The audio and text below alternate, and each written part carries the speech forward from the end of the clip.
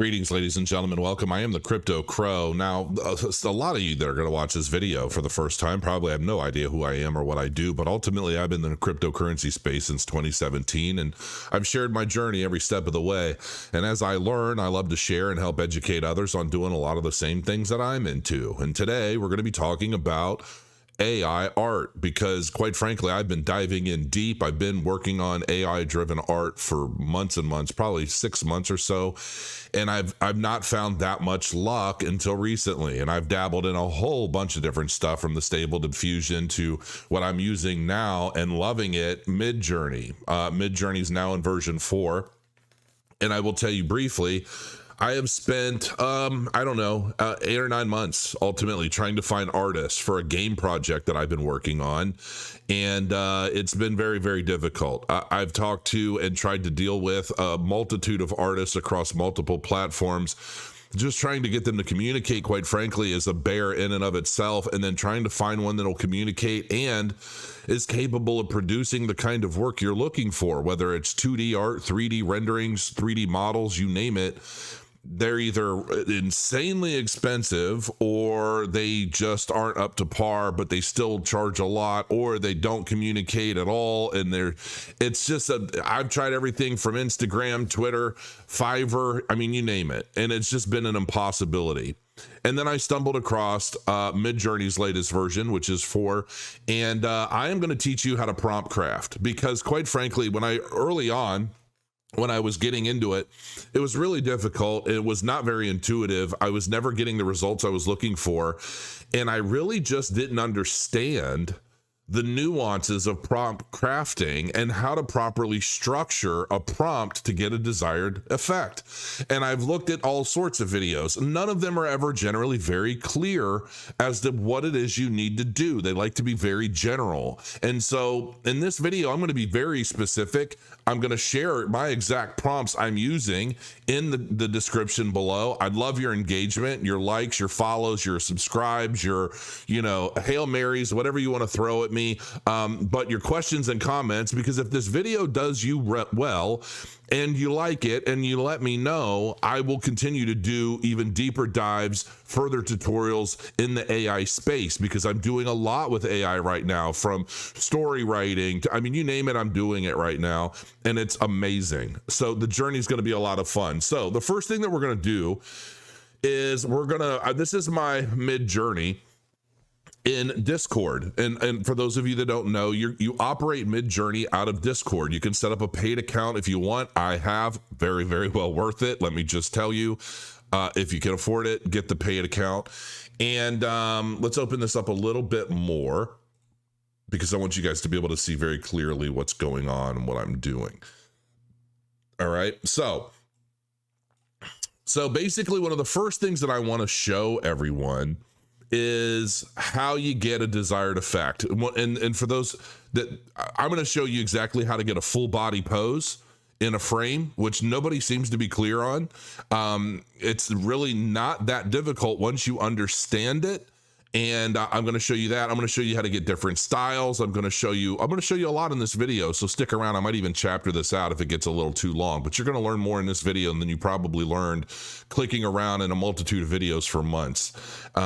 So anyway, one of the first things you really need to consider is what you're trying to do. What kind of art style are you looking for? Are you looking for 3D rendering? Are you looking for a more artistic style? Is there a particular artist that you're looking to emulate? Basically, what I do is, let's show off this first. So we're going to hide this and we're going to open this. This is the Midjourney feed. So you can see in the community feed the kinds of art that people are creating, right? And initially you're thinking, I'm just going to go here and I'm going to copy their text and I'll get the same thing, right? No, it doesn't really work that way. It looks like it should, but you don't. Landscapes are generally the easiest to create. And with landscapes in the feed, you can typically create something very similar using the prompt. But ultimately, in a way, you kind of have to train yourself you have to train the prompt to do what you want. And it's really not that complicated, but it can involve some trial and error. A lot of these are the final results after a series of renditions through a particular prompt, upscaling and so forth. So you're seeing the end results in a lot of cases. So one of the first things you want to do is you want to understand like what kind of art style are you looking for? Are you trying to create game art? Are you trying to create an oil painting type art that you would put up on a frame in a wall? Like, what are you trying to accomplish?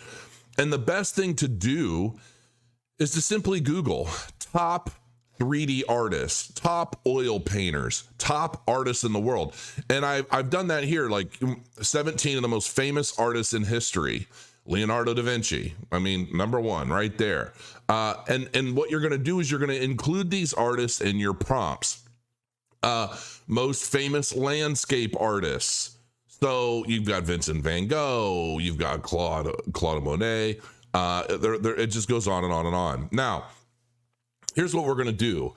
I am going to take some prompts and I'm going to explain to you what the process is. So I'm going to start off with a landscape, and and all of these are going to be in the description below. So fear not, my fair friends. We're going to make sure that you're well armed as you move forward. So I'm going to go in, I'm going to type in imagine.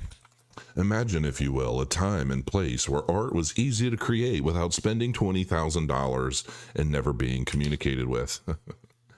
So I've just plugged in dystopian landscape with broken machines and bodies laying around in the style of John Constable and Jan Vang.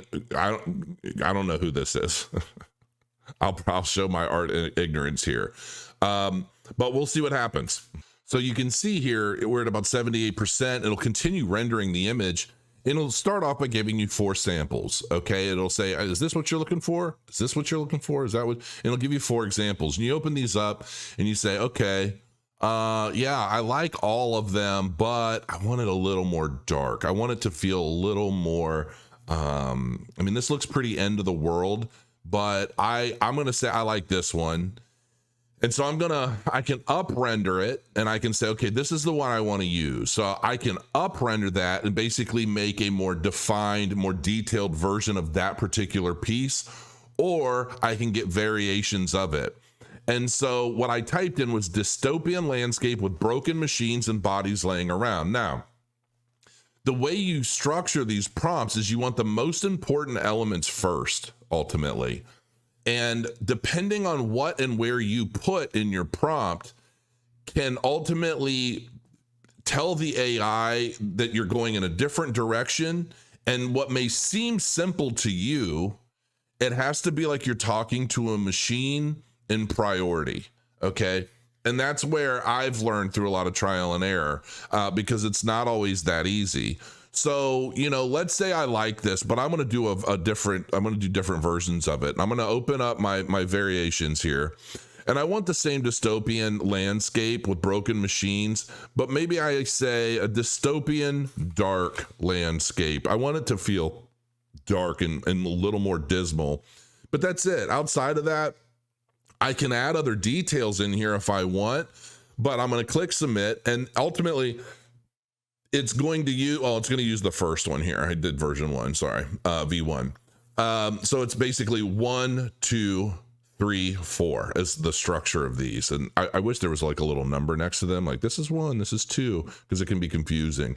But ultimately this is 1, I hit V1, and now it's going to create a new variation of the first one. And it could very well be very different, but it's going to give me a much darker kind of tone to it. And so as that's rendering, we'll see what ends up popping out.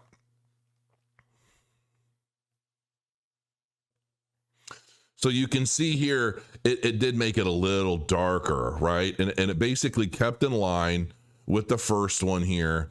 But it's a little more dark and dismal, and it's like that's cool. So from here, if I wanted to save that, I could, or if I want to up render it, I like this one because it's the darkest. So I'm going to up render this 4th variation, and then that should give me a final picture that I might use for something. I could use this either for a background in a game, a background in a storybook, or whatever, but ultimately that's what's going to be created. Now let's say I want a portrait.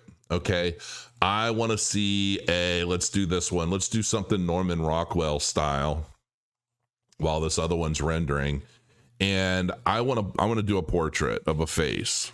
So I'm going to imagine a beautiful female woman with black hair and green eyes, like my wife. High quality render in the style of Norman Rockwell. Who doesn't love Norman Rockwell?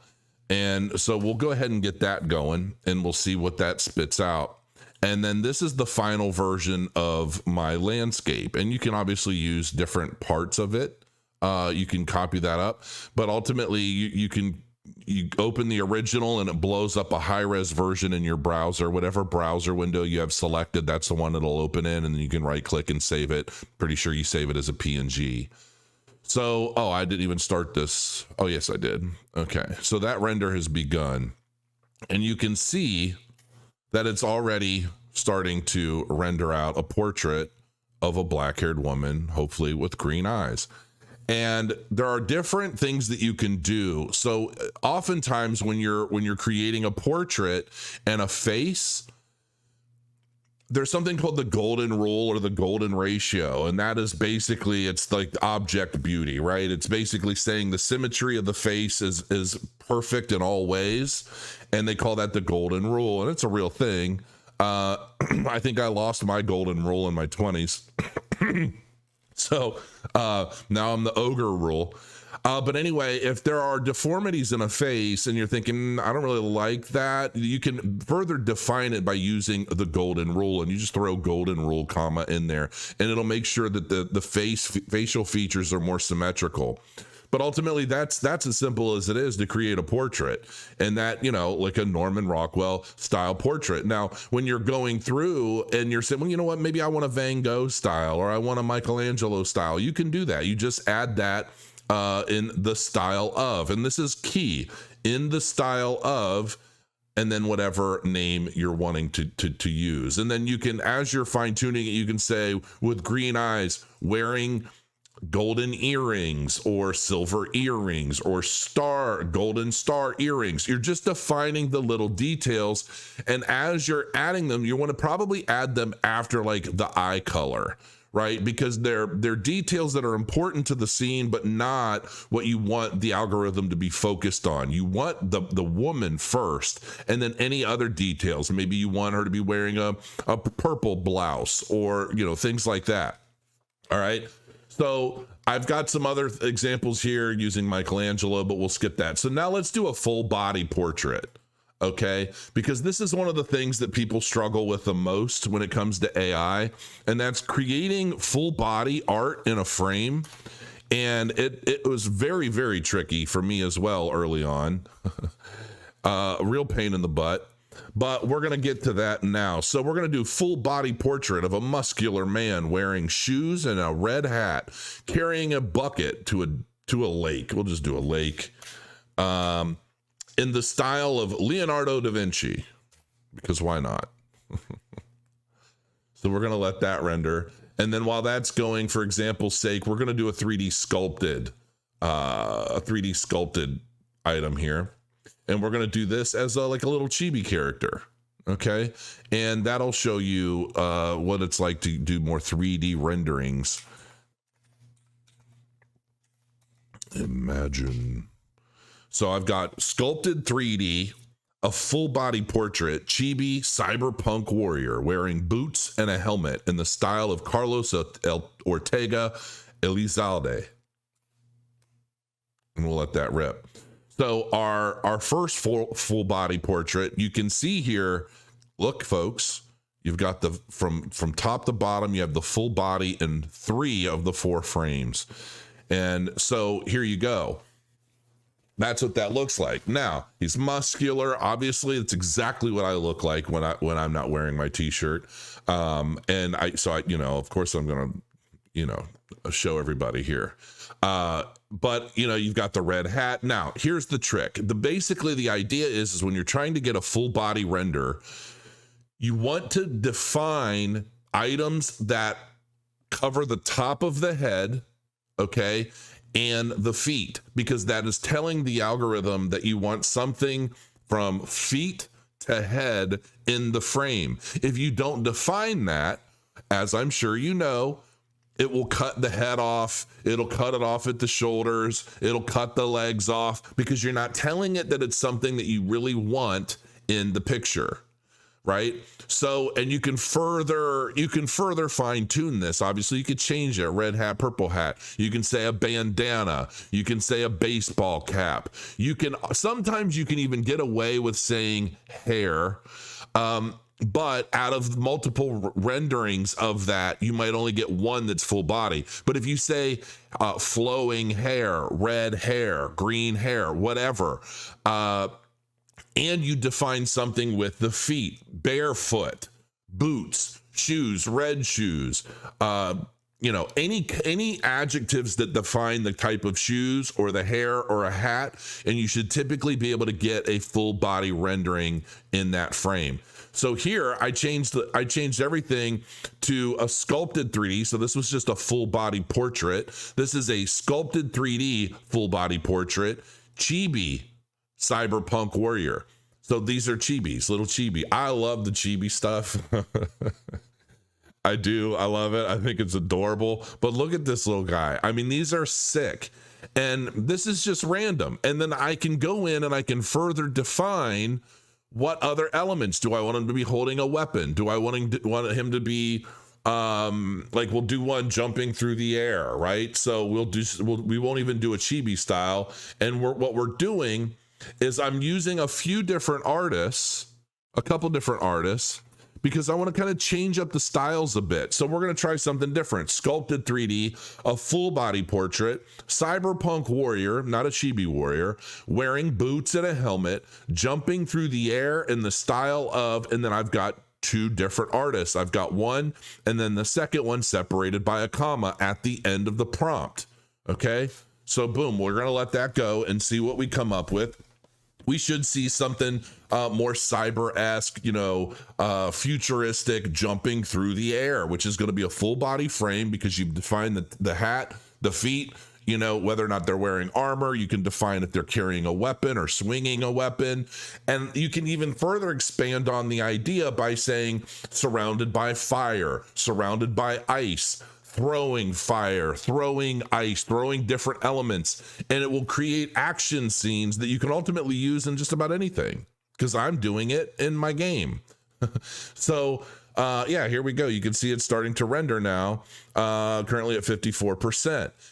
So ultimately, you can create really anything, but you want the main elements associated with your prompts in the proper order. Then you could further define the details of those prompts through some trial and error. You might say carrying a weapon of some sort or what have you, and maybe they carry that weapon, and you might get 4 renders of it. Maybe 2 of those renders, the weapon is like an inch away from the hand, right? I see that a lot. But then in some of the others, they're holding it firmly and it looks realistic. So that's the trial and error elements of it. And maybe, depending on the time period that you're working in, maybe you want something more steampunk. So change cyberpunk to steampunk. Maybe you don't want a warrior. Maybe you want a rogue, or just a woman or a man. Okay, so now you know how these prompts are working, and you have a really good idea as to what's coming and how to structure these prompts, and kind of what to start with to get the desired effects. You know how to look for artists that you're going to add into your prompt so that you can get those styles. So then let's just say you want to use one of these, and you're like, but they have a background, and I don't want a background. I've created a background, and you don't want to spend hours trying to clean it up. So here's 100%. So yeah, I mean, this is pretty cool. So that works, just be as descriptive as you want and see what comes out. I mean, that's really all you can do, is experiment with this. And so now I'm going to show you. So I'm going to take one of these images. I'm going to up render number 2. Okay. So I'm going to up render this one right here, and I'm going to get rid of this background. And, typically that could take it could take a long time to eliminate a background. And there are some tools that will help you do it manually. But there are some really good ones that I'm going to show that will help you do it very quickly and very inexpensively and for free. I mean, if you only have to do a couple. So this is at 40%. So we're going to wait here and see what comes up, how long it takes. This website is called Remove background, remove BG. There's going to be a link in the description. I don't know if it's going to be an affiliate link or not. I'm not even sure there's an affiliate system. I've been buying credits because I'm doing a lot of work on this, but this is the image, and you can see there are some artifacts in here, and you know, you don't really need those most likely, but we're going to open this up in my browser, and we're going to open up the, this is the website, and you can see this is a really high res, large image. Okay. I'm going to save this onto my desktop. Oh, it's not finished rendering. What's happening? Maybe now it is. If you try to save as before it's completely finished rendering, it'll show up as like a WEBP file, not a PNG file. And then that's when you know, like, oh, it wasn't finished. Sorry, I didn't mean to interrupt you. Okay, so now we've got remove background. I'm going to upload this image that I just created. Here it is. And then it's just automatically going to remove the background, and it takes a few seconds. This is one of the most valuable tools I've discovered since I started messing with this stuff. Bam, their background is gone. Now I can just download that. It'll cost me 1 credit. Obviously I buy them. I can upgrade my plan if I want to, but I can download this. Then it's a transparent PNG file. I can throw it on top of whatever background I created previously, if that's what I'm trying to do. So listen, I hope this has taught you and given you a better understanding as to what to do when it comes to Midjourney version 4. It's been invaluable to me. I can tell you that right now, because it's already saved me thousands of dollars, and I don't know how many months just wasting trying to communicate with other people that just prefer not to communicate very well. And I hate to sound that way, because I've always been kind of an artist. I mean, when I was younger, I was an artist. Heck, I spent I don't know how many days in school suspension for drawing during class time. My mother is an artist. She's a painter, and she draws portraits. My grandmother was an oil painter who was very, very good. I respect and I love art, and I value the time that it takes and the skill that it takes. But unfortunately, in this day and age, to try and find an applicable artist for a fair amount who is as business savvy as they are artistic, let's just be honest, it's a challenge. And so being able to create what I want to create, the way I want to create it, in the time I want to create it, which is ultimately seconds or if not minutes, to get this perfect visualization of what I'm doing, I'm sorry, but you just can't beat that. And hopefully this video has armed you with a strong understanding of what you need to do to start being able to create some of the art that you need or want for your own projects. So I am the Crypto Crow. Thank you for joining me. Please like the video, subscribe if you will, and leave a comment below. Let me know what you think of this video, and if you think I should do others like it in the future, just let me know. I'm more than happy to answer questions. Until next time, crow your coins, and I'll see you soon.